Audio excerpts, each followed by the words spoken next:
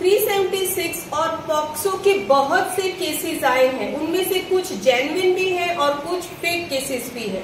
अगर आप भी ऐसे केस से जूझ रहे हैं जो कि झूठा केस है लेकिन आप उसमें फंस गए हैं, कैसे निकल सकते हैं, आप क्या कर सकते हैं, क्या है जरूरी, और सबसे महत्वपूर्ण बात कि गुवाहाटी हाई कोर्ट का एक नया जजमेंट आया है 24 जुलाई 2023 को।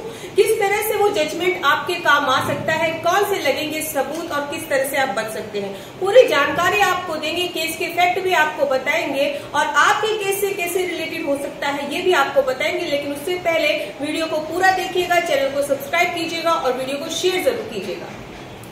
ना देर करते हुए जानते हैं केस के फैक्ट क्या थे। एक महिला ने अपने ही भाई के ऊपर, ध्यान दीजिए, अपने ही भाई के ऊपर एक इल्जाम लगाया, FIR करवाई, जिसमें कहा गया था कि वो जो भाई है वो उसकी बेटी 14 साल की जो थी उसको अपने घर ले गया, यह कहकर कि वो उसको अपने पास रखेगा। उसके बाद उसने उसके साथ गलत काम किया और वो प्रेग्नेंट हो गई।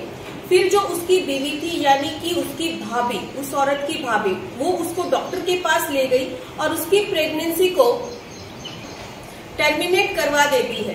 लेकिन जब वो वापस अपनी माँ के घर आती है वो लड़की, तो वो महिला को यानी अपनी माँ को पूरी बात बताती है। कुछ दिनों के बाद जैसे उसको जानकारी मिलती है वो FIR दर्ज करवाती है सेक्शन 376D IPC और पॉक्सो एक्ट के अंतर्गत।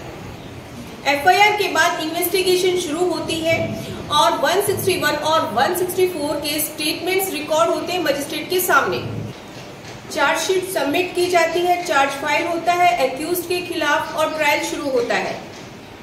ऐसे में प्रोसिक्यूशन के द्वारा 9 विटनेस और डिफेंस के द्वारा 2 विटनेस पेश किए जाते हैं।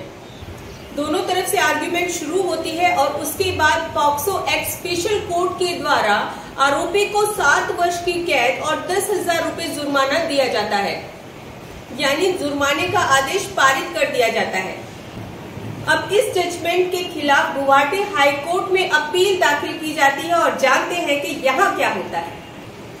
अब यहाँ पे एक पहला जो मेन फैक्ट, देखिए हम मेन फैक्ट बता सकते, पूरा तो मामला नहीं, लेकिन मेन फैक्ट ये था कि जो पहला फैक्ट था वो ये था कि पूरी घटना का विक्टिम के अलावा कोई भी आई विटनेस नहीं था, सारी कहानी मन गढ़ंत थी। अब दूसरी जो बात थी वो ये थी कि जो पीड़िता थी वो अंडर एज थी, लेकिन फिर भी कोई भी मेडिकल में इंजरी नहीं पाई जाती है और यहाँ पर पीड़िता का स्टेटमेंट मेडिकल एविडेंस को कोरोबोरेट नहीं कर रहा था। यानी कि यहाँ जो पीड़िता का स्टेटमेंट था, उस नाबालिग लड़की का स्टेटमेंट था, उसको मेडिकल साक्ष्य के द्वारा समर्थन नहीं किया गया।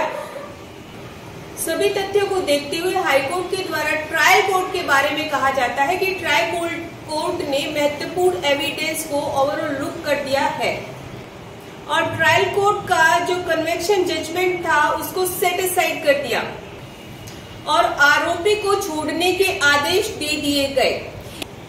केस की डिटेल आपको स्क्रीन पे दिख रही है, ये आपके लिए बहुत ज्यादा फायदेमंद है क्योंकि बहुत सारे लोग ऐसे भी हैं जो झूठे केस में फंसे हुए हैं और डिप्रेशन में गए हैं, मानहानि तो उनकी हुई ही है। तो अगर आप भी ऐसे हैं तो ये केस आपको बहुत लाभ पहुंचा सकता है। लेकिन फिर भी अगर आप क्वेरी चाहते हैं, हमसे बात करना चाहते हैं, तो व्हाट्सएप नंबर पर अपॉइंटमेंट लेकर आप हमसे बात कर सकते हैं।